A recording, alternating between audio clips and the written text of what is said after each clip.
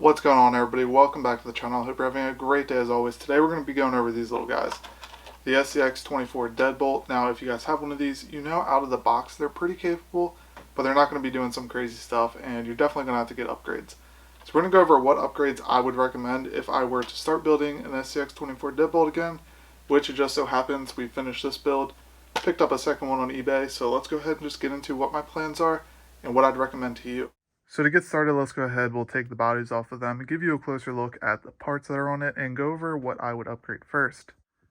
So now that we got the bodies off, you can see that there's quite a few parts underneath of there that we've changed on our built one and have not got a chance to do on the stock one yet. For starters, the first thing I would recommend doing is getting some longer travel shocks. Big limitation on these rigs out of the box is very, very little travel. So first thing I would do is definitely swap out those shocks, get yourself a new set. I'll go ahead and link the ones I'm using down below. The ones I'm using, I'm actually using without the springs in them. They unload very well, fold back up very well, gives you a lot of travel. Definitely necessary on courses like ours and basically any course you're going to do. Now on to one of the biggest issues with the SCX24. The steering servo sucks. You're definitely going to want to upgrade it. You're going to want to go ahead and pick up an Emax servo. For the price, very, very good. They will go out if you don't use them right. There's also better options. However, for the price, you really can't beat the Emax servo. I got one on the front and rear of this one since it has rear steer, and I absolutely love it. The next mod that is going to make a massive, massive difference in your rig setup, wheels and tires. Now, there are some amazing tires out there. However, these are just some Amazon special Endura wheels, and I believe tires as well, and they're doing amazing. The stock ones just weigh nothing, so you can't really get a ton of grip, and they're just not great all around. I picked up this set for probably $35, $40 all in. Super simple install. They're real beadlocks.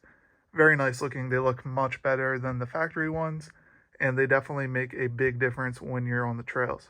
So now that you got all that stuff out of the way, next big thing would be steering linkage. You're going to want to go ahead and pick up a metal set of links. Doesn't really matter brand or anything like that. They're all about the same. Some will be brass, some will be aluminum. It's kind of up to you where you want to add the weight. We went ahead and picked up the Endura steering setup.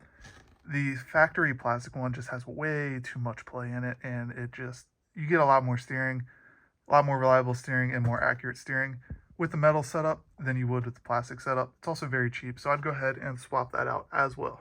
So I brought them over to the workbench to show you this one. One thing you're going to notice is these are very easy to flip over. So you're going to want to add some weight down low if you can. The way I did that was between the wheels and tires that added a decent amount of weight.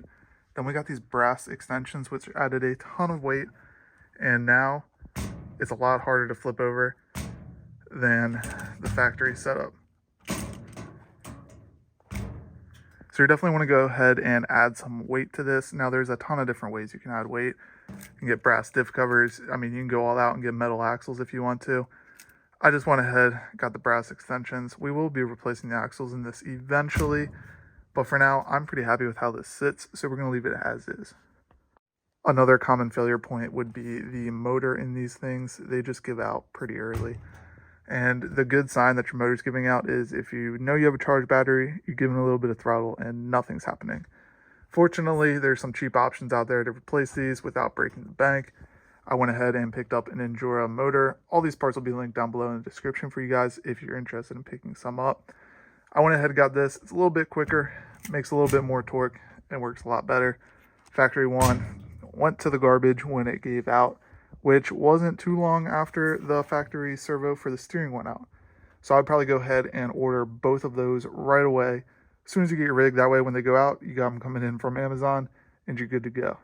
Next on my list is going to go ahead and be the links. I definitely recommend swapping the links out. I went ahead and got a set off Amazon from Endura. They're significantly better. Now there's a ton of different link options you can do to stretch your deadbolt. Pretty much all kinds of things. You guys can check out the Facebook groups for all of that stuff. That's where I get a ton of my information when I was starting out, and it helped a ton. So if you're not a member in all the little SCX24 Facebook groups, I definitely recommend checking a few of them out. But links would probably be the last thing that I would definitely upgrade on these things. And if you do all of that, you're sort of left with something like this, which has not broken in a very long time. And the biggest issue I had with this factory one was it just kept breaking and breaking. So I pretty much upgraded every time something broke, and this is what we were left with, and it works really, really well. Now this one is a little bit more in depth as it has rear steer. I do have a video on that if you guys want to check that out. I'll link that down below as well. It's very simple, pretty simple mod to do. It's controlled by a switch on your controller. But those are the top mods I would recommend if you're building an SCX24, and definitely the first mods I would do.